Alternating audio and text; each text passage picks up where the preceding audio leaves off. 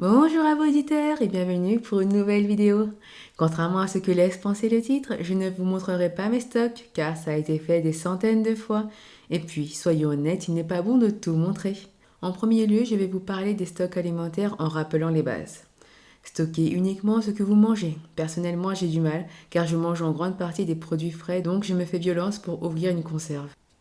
Il faut faire des rotations des stocks pour éviter d'avoir des denrées qui périment. Toujours prendre des aliments dont les dates de péremption sont le plus éloignées possible.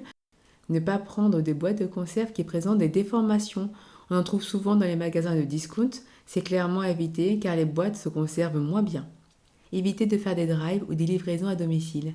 Oui, c'est pratique, mais les préparateurs ne font ni attention aux dates limites de consommation ni aux déformations des boîtes. Je vous en parle d'expérience. À une époque, j'esquivais les gens et les lieux publics, puis je devais y aller pour faire des changements. Ne pas mettre tous les stocks au même endroit. Le garde-manger, c'est pratique, mais s'il y a un problème, des centaines voire des milliers d'euros y passent. Prenez des photos au cas où pour les assurances. Privilégiez les endroits frais, secs, à l'abri de la lumière. Pensez à protéger vos aliments des nuisibles, type rats et souris. Si vous pouvez enfermer vos sachets de pâtes, vos légumineuses dans des contenants rigides, voire étanches, c'est mieux. Dans les magasins de bricolage, ils font souvent des promotions sur les caisses de rangement. Certains rangent leur stock par caisse d'une semaine de nourriture. Variez votre nourriture, ne stockez pas 100 kg de pâtes et basta. Votre corps a des besoins. Faites vos stocks en conséquence. Savez-vous qu'un petit garçon a perdu la vue à cause d'un manque de vitamine A? Des marins ont perdu des dents à cause du manque de vitamine C. Un stock se fait en bonne intelligence. Partons du principe que votre stock doit vous alimenter mais également couvrir vos besoins journaliers. Des compléments alimentaires peuvent compléter vos rations type spiruline ou autre.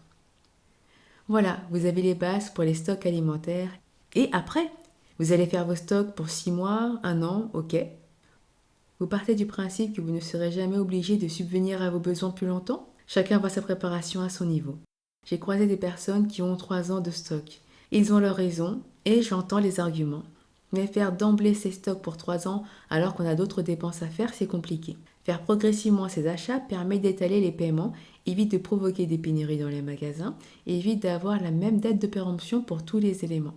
Le temps passe et j'ai l'impression qu'il devient de plus en plus urgent de tendre vers l'autonomie. Sauf qu'avec l'inflation qui continue, faire des stocks devient très onéreux. J'ai entendu parfois que les survivalistes étaient des personnes angoissées qui stockaient du matériel. Quelle vision réductrice! Je ne suis pas d'accord avec cette analyse. La préparation est bien plus vaste que ça et va de pair avec la formation personnelle. Passons à ces éléments que je n'ai jamais entendu être conseillés pour les stocks. En parallèle de vos stocks, chinez des stérilisateurs, trépieds, bouteilles de gaz, bocaux. Oups, encore du matériel à acheter. Achetez aussi des joints réutilisables. Pourquoi ces achats? Parce que les anciens avaient des bocaux et de nos jours, nous en avons moins, voire pas. Il s'agit d'investir dans la durabilité. Le niveau supérieur du stockage alimentaire est de ne plus dépendre des magasins. Comment faisaient-ils avant dans les villages? Les paysans élevaient leurs animaux et quand un gros animal tel qu'un cochon était tué, il y avait 2 ou 3 jours de travail en fonction du nombre de bras disponibles pour aider. On salait, on transformait, pâté, rillettes, boudin, rouelle en bocaux, tout est bon dans le cochon.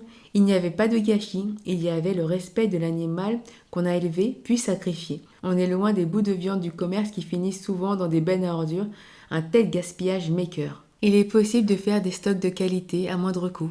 Si vous connaissez des chasseurs, vous pouvez avoir du gibier. Le troc, c'est fabuleux. Pourquoi je vous parle de cela? Déjà pour vous permettre de faire des économies. Les éleveurs vendent souvent des caisses de 15 kilos à des prix très intéressants, contrairement au commerce, mais il y a du travail derrière. De plus, vous savez que l'animal vient de France, qu'il n'a pas voyagé plus que vous. Vous savez qu'en fonction de vos fournisseurs, ce que l'animal a mangé. Pas de farine animale à un herbivore. Et n'en parlons pas de tous ces médicaments donnés à foison provoquant des bactéries multirésistantes aux antibiotiques.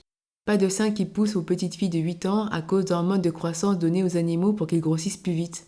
Je déteste cette société qui est néfaste pour notre santé, qui nous tue pour leur profit. Votre potager vous fournira des légumes qui auront plus de goût, plus de vitamines et surtout qui seront bio et gratuits si vous récupérez les graines. Ne pas dépendre des magasins pour s'alimenter et faire ses stocks, c'est atteindre un degré supérieur de résilience. C'est-à-dire faire un doigt à la société. Il faut un QR code pour entrer dans un magasin? Ou une autre marque spéciale? Ok, je n'ai pas besoin du magasin. La monnaie numérique me limite, ma famille et moi, à une portion de viande par mois pour sauver la planète? M'en fiche, je n'achète plus de viande, je la produis. Voilà le summum de la liberté face aux injonctions du gouvernement. Oula, qu'est-ce que je jacte? Du coup, en conclusion, dans un premier temps, on fait ses stocks dans un magasin. Puis, on voit plus loin et on prévoit de créer soi-même ses stocks avec sa production, sinon on ne sera jamais libre.